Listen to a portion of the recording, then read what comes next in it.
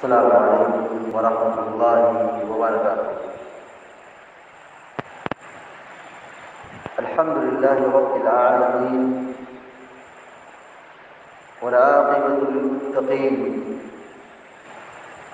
والصلاة والسلام علی اشرف الانبیاء والمرسلین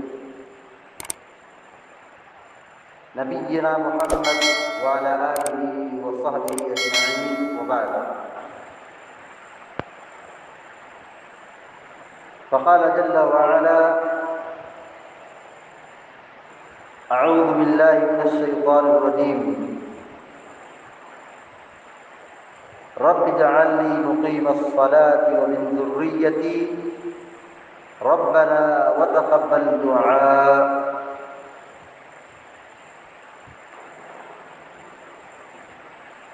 تیرہواں پارہ سورہ ابراہیم کی آیت نمبر 40 ابھی آپ کے سامنے تلاوت کی گئی ہے، جس میں اللہ رب العالمین نے سیدنا ابراہیم علیہ السلام کی دعا کا ذکر فرمایا ہے۔ ابراہیم علیہ السلام نے اپنے رب سے بہت ساری دعائیں کی تھی۔ ایک دعا یہ تھی: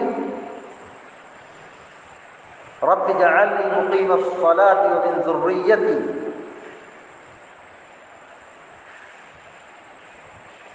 کہ اے میرے رب، تو مجھ کو اور میری ذریت کو، تو مجھ کو اور میری اولاد کو، میری خاندان کو، میرے گھر والوں کو، بال بچوں کو نمازی بنا، نماز کو پابندی کے ساتھ پڑھنے والا بنا، نماز کو قائم کرنے والا بنا۔ ربنا وتقبل دعاء، اے ہمارے رب، تو ہماری دعا کو قبول کر لے۔ ابراہیم علیہ السلام کعبہ کی تعمیر کے بعد اللہ رب العالمین سے 10 دعائیں کی تھیں، کئی دعائیں کی تھیں۔ ان میں سے ایک اہم دعا یہ تھی کہ اے اللہ، تو مجھے اور میری اولاد کو نماز قائم کرنے والا بنا۔ ہم سمجھ سکتے ہیں کہ نماز کی کتنی بڑی اہمیت ہے، نماز کا کیا درجہ اور کیا مقام ہے۔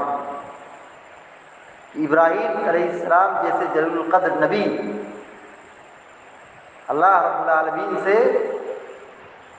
اس کی ادائیگی کی توفیق خود اپنے لیے اور اپنی اولاد کے لیے، اپنی ذریت کے لیے کس قدر فکر مند تھے، اللہ رب العالمین سے دعا کر رہے ہیں۔ یہاں پر ایک جو سب سے بڑی نصیحت ہے وہ یہ کہ ہم اپنی اولاد کی ہدایت کے لیے، ہم اپنی اولاد کی ہدایت کے لیے اللہ رب العالمین سے دعائیں کریں۔ ہر مسئلے کا حل دعا ہے، ہر مشکل سے نجات کا حل اللہ رب العالمین نے دعاؤں میں رکھا ہے۔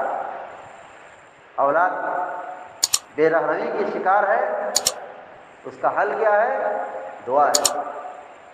عام طور پر ہم انسان بہت جلد باز واقع ہوتے ہیں، تھوڑی سی نافرمانی دیکھی، تھوڑی سی گڑبڑی دیکھی، لمبی لمبی بد دعائیں کرنا شروع کر دیتے ہیں، لمبی لمبی بد دعائیں کرتے ہیں۔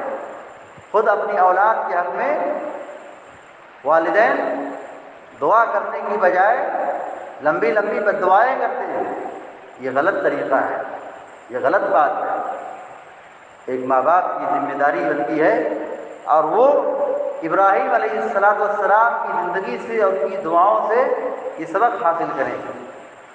ابراہیم علیہ السلام نے اپنی اولاد کی ہدایت کے لیے، نماز کی پابندی کے لیے دین پر ثابت قدمی کے لیے، دین کی خدمت کے لیے اللہ رب العالمین سے دعائیں کرتے تھے، اللہ رب العالمین سے مانگتے تھے۔ تو ہم اللہ رب العالمین سے اپنی اولاد کی ہدایت کے لیے اور ان کی دینی زندگی گزارنے کے لیے دعائیں کریں۔ اللہ رب العالمین دعاؤں کو قبول کرنے والا ہے، ہر مسئلے کا حل اللہ رب العالمین نے دعاؤں میں رکھا ہے۔ دعا کے ذریعے سے ہر مشکل چیز آسان ہوتی ہے، ہر پریشانی دور ہوتی ہے۔ ابراہیم علیہ السلام اپنے لیے اور اپنی ذریت کے لیے نماز کی پابندی کے واسطے دعائیں کر رہے ہیں۔ تو نماز کی ادائیگی ہونی چاہیے، نماز کی پابندی ہونی چاہیے، اور ساتھ ہی ساتھ اس نماز کی ادائیگی کے لیے اللہ رب العالمین سے مانگنا چاہیے، دعائیں بھی کرنا چاہیے۔ کیا ابراہیم علیہ السلام نماز نہیں پڑھتے تھے؟ نعوذ باللہ، نماز پڑھتے تھے، مگر اللہ رب العالمین توفیق مانگتے تھے، اپنی امت کو سکھاتے تھے، اپنی امت کو بتاتے تھے کہ اللہ رب العالمین کی عبادت کے لیے، نماز کی پابندی کے لیے دعائیں بھی کرو، تاکہ یہ نماز کا پڑھنا آسان ہو جائے، اس کی توفیق ملے۔ اس دعا کا اثر دیکھیے، ابراہیم علیہ السلام نے اللہ رب العالمین سے دعا کی، اس دعا کا اثر دیکھیے کہ ان کی خاندان میں اللہ رب العالمین نے بڑے بڑے نبیوں کو پیدا کیا، اماموں کو پیدا کیا۔ ابراہیم علیہ السلام کے ایک بیٹے ہیں اسماعیل علیہ السلام، جنہوں نے بیت اللہ بنایا، ابراہیم علیہ السلام کے ساتھ مل کر کے خانہ کعبہ کی تعمیر کی۔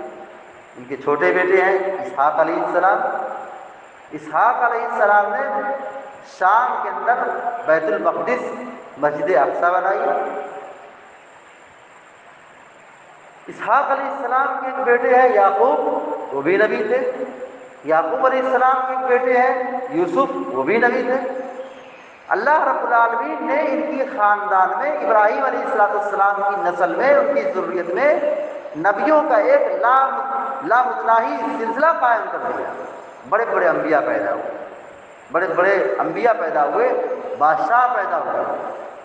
اسحاق علیہ السلام کے بیٹے یعقوب ہیں، یعقوب کے بیٹے یوسف ہیں۔ یوسف علیہ السلام کی حیثیت کیا تھی ہم جانتے ہیں، وزیر خزانہ تھے، زمین کے حاکم تھے۔ تو اللہ رب العالمین دعاؤں سے ہر مسئلہ حل کرتا ہے، ہر پریشانی کو دور کرتا ہے۔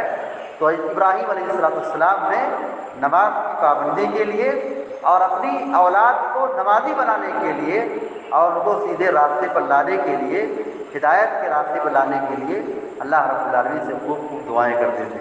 اس لیے اگر ہم یہ چاہتے ہیں کہ ہماری اولاد نیک راستے پر ہو، ہدایت کے راستے پر ہو، نمازی بنے، دین کے راستے پر ہو، تو ہم سب کی یہ ذمہ داری بنتی ہے کہ ان کے حق میں صبح و شام اللہ رب العالمین سے دعائیں کریں۔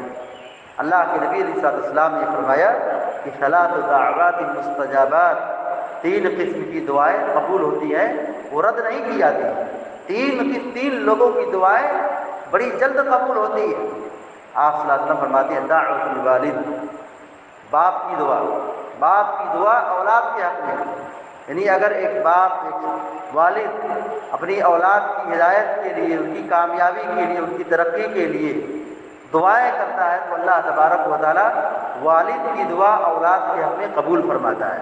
اللہ رب العالمین دعا ہے کہ اللہ تعالیٰ ہم سب کو علم نافع عطا فرمائے، عمل صالح کی توفیق عطا فرمائے، آمین یا رب العالمین۔ اقول قولی ھذا واستغفر اللہ لی ولکم ولسائر المسلمین فاستغفروہ انہ الغفور الرحیم۔ وصلی اللہ علی نبینا محمد وعلی آلہ وصحبہ اجمعین۔ السلام علیکم ورحمۃ اللہ وبرکاتہ۔